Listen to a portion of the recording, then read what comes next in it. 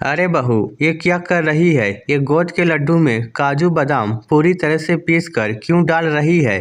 तेरी ननद को तो काजू बादाम के टुकड़े मुंह में आते हैं तो ये लड्डू अच्छे लगते हैं। सुगंधा जी ने अपनी बहू गरिमा को टोका। मम्मी जी, मुझे काजू बादाम मुंह में आते हैं तो अच्छे नहीं लगते हैं, इसलिए उन्हें पीस कर डाल रही हूँ ताकि वो खाने में भी आ जाए और मुझे उन्हें चबाना भी ना पड़े। हाँ दीदी, के लिए जो लड्डू बन रहे हैं उसमें मैं काजू बादाम के टुकड़े ही डालूंगी। गरिमा हंसते हुए बोली। बहू भला ये क्या बात हुई? मैं सिर्फ 2 किलो आटे की ही तो लड्डू बना रही हूँ, वो भी हम लोगों के लिए। तुझे लड्डू खाना है तो तेरे मायके से मंगा, मैं भी तो अपनी बेटी के लिए बनाकर भेज रही हूँ। सुगंधा जी ने गरिमा को टोका। ये सुनकर गरिमा के हाथ वहीं के वहीं रुक गए। मम्मी जी, क्या कह रही हैं आप? भला मैं ये लड्डू अपने मायके से क्यों क्यों मायके से क्यों नहीं? मेरी बेटी के लिए भी तो लड्डू मायके से जा रहे हैं और तुम तो बहू हो, तुम लड्डू नहीं खाओगी तो कुछ नहीं होगा।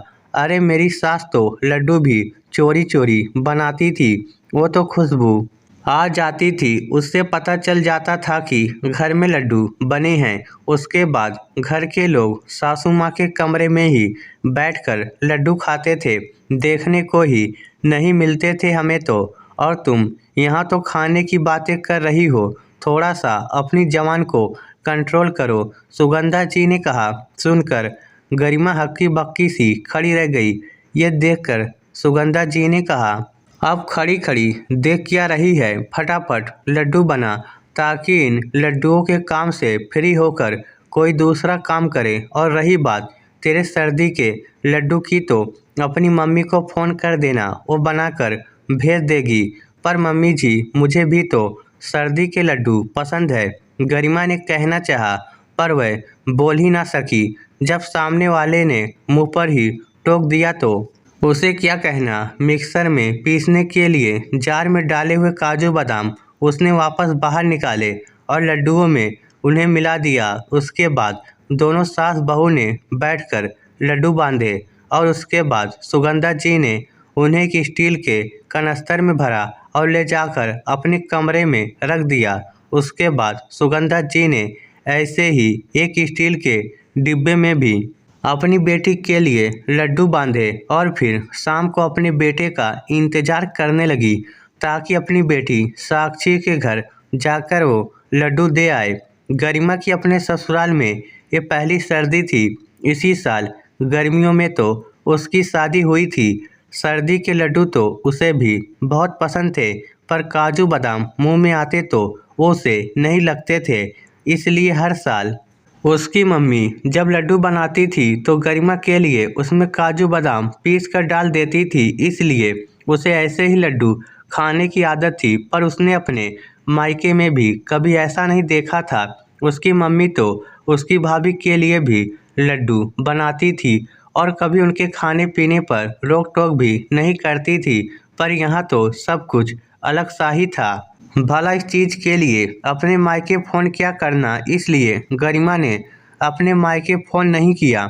आखिर अपने मायके किस मुंह से कहे कि मेरे लिए लड्डू बनाकर भेज दो। शाम को जब उसका पति तन्मय घर आया तब सुगंधा जी अपने बेटे के साथ जाकर अपनी बेटी साक्षी के घर पर लड्डू का डिब्बा दे आई और आते समय दुकान पर से थोड़े ड्राई फ्रूट और खरीद कर ले आई। लेकिन घर जाकर फटाफट उस बैग को खोले बगैर ही अपने कमरे में ले जाकर रख आई।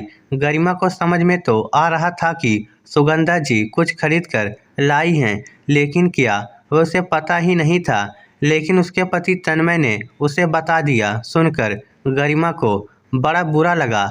आखिर काजू बादाम ही तो थे, उससे छुपाने की क्या जरूरत थी। खैर दूसरे दिन शाम को सुगंधा जी के कमरे में क्या सब्जी बनेगी उसके लिए पूछने गई थी। जैसे ही वो कमरे में गई तो देखा सुगंधा जी एक कटोरी में काजू बादाम रखकर खा रही थी।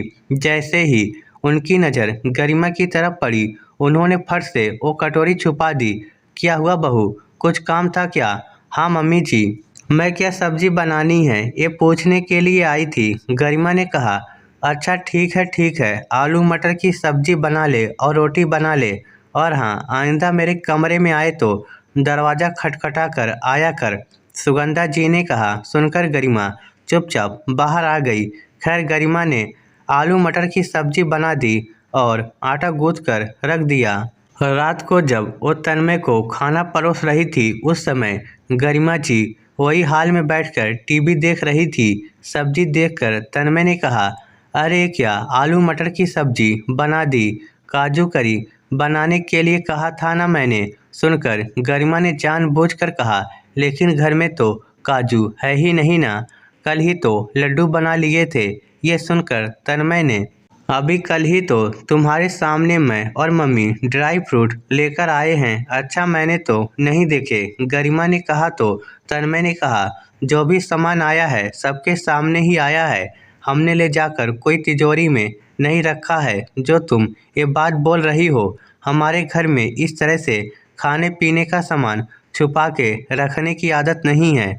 अगर लाई भी हो तो मुझे पता नहीं। मैंने तो नहीं देखे, गरिमा ने भी पलटकर जवाब दिया।